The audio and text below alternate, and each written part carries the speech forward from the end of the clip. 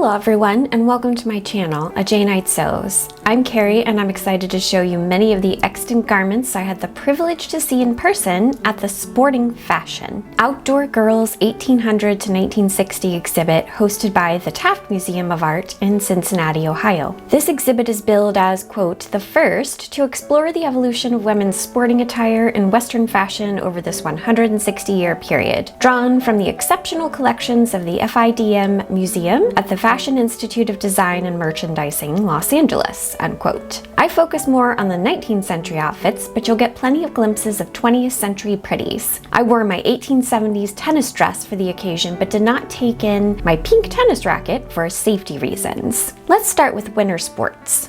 Tobogganing became super popular in Canada and the northern US in the 1880s as an exciting thrill for everyone, regardless of gender. Most tobogganers wore their warmest outfits, like this long woolen mantle lined with 180 squirrel pelts. This toasty-looking muff and shawl must have thousands of feathers. It would not be a good idea to recreate this today unless you could source the feathers in a sustainable and humane way.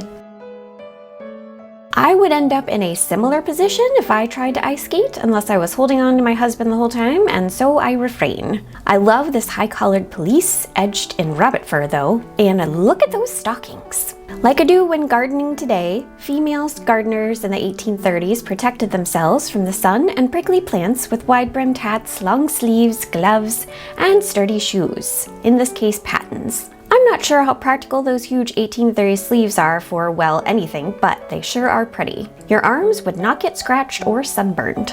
Walking constituted many women's primary form of exercise throughout the 19th century, and in the 1810s, a pelisse or long enveloping cloak, closed at the front, was a common outer garment for such activity. This one is made of lightweight cotton, perfect for spring when it starts to get a bit warmer. Look at all the accessories one might wear for going out of doors, including a hat, shawl, and parasol, and a lady might also carry a reticule. Picnicking in the 1840s, a very important outdoor activity in my opinion. Again, the protective hat is a must, and the lightweight cotton gown looks comfortable. However, of these two, I prefer the style of the 1890s picnicking outfit on the right. Lego mutton sleeves came roaring back into fashion, and large bustles were a thing of the past, so I think this outfit of printed cotton with a boater hat would be perfectly comfortable for such an activity. This one is called Rain Walking 1860s, which is certainly a necessary outdoor activity at times. The enveloping mantle is made of glazed cotton, which would afford some protection from the rain, especially under the umbrella. Some 20th century outdoor wear. Gotta protect the hair.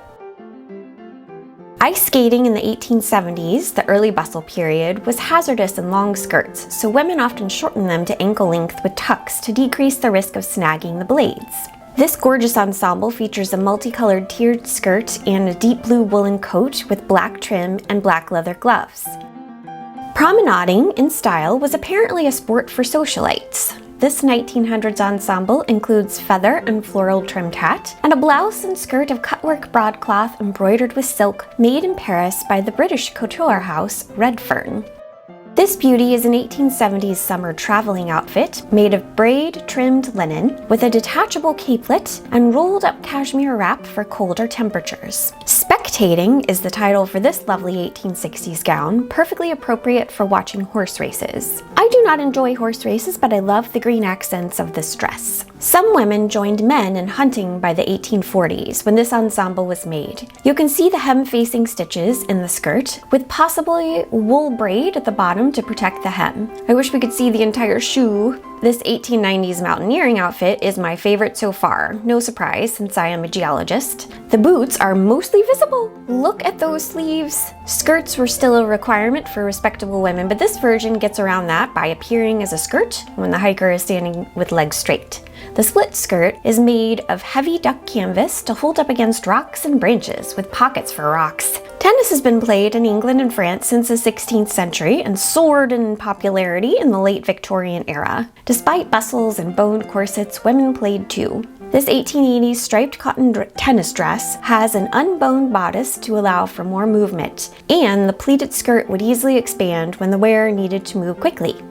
The Titanic-era tennis dress next to it looks more comfortable and even features a hat with a tennis racket and ball design. This houndstooth patterned wool riding outfit came with an optional apron skirt if the lady felt self-conscious about wearing the more comfortable breeches as the only covering for her legs. Look at this darling riding jacket from the 1830s with perfectly pleated and poofy sleeves, and those darling drawers peeking out from under the black wool skirt. The exhibit had several riding habits, as riding was an important form of exercise for women besides walking, including Fanny Price in Mansfield Park, which I am rereading right now. She might have worn something like this riding costume from the first decade of the 18th century, complete with a masculine-shaped straw hat. Here's another riding costume, this one from the 1890s. A black wool riding habit again with Lego mutton sleeves illustrating their fashionable return, and here's one from the 1860s with a skirt hem circumference of 12.5 feet. If you don't own a horse or have the opportunity to ride often, how about calisthenics at home? Here's a green wool calisthenics outfit from 1860s that includes a short overdress and wool trousers. This woman's basketball ensemble was worn by Elise Clara Wendt at Blinn College in Texas in 1919, over 2 decades after the sport was invented.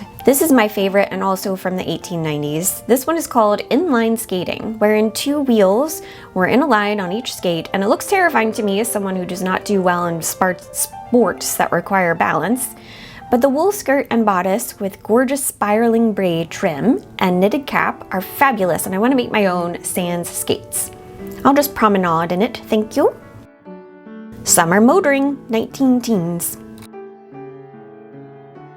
Other rooms in the Taft Mansion held delightful sporting fashions, including this room with various bathing costumes, like ones from the 1900s, with a personal changing tent, the 1920s, and even the 1870s. The shoes were also fascinating. I'm in love with these 1890s cycling outfits and have one on my list of things to make. I'm trying to imagine what the sleeves would do in the wind as they sped along. The information for these outfits includes an 1890 quote from the Ladies' World Journal that reads, "So much freedom has been conceded to the bicycler in the matter of abbreviated skirts that the suggestion does not send a chill of horror over one's whole being as it otherwise would." Yachting in the 1880s? This red and white ensemble is for you. Nautical clothing was often in combinations of red, white, and blue, and this one is made of cotton muslin with military-style brass buttons.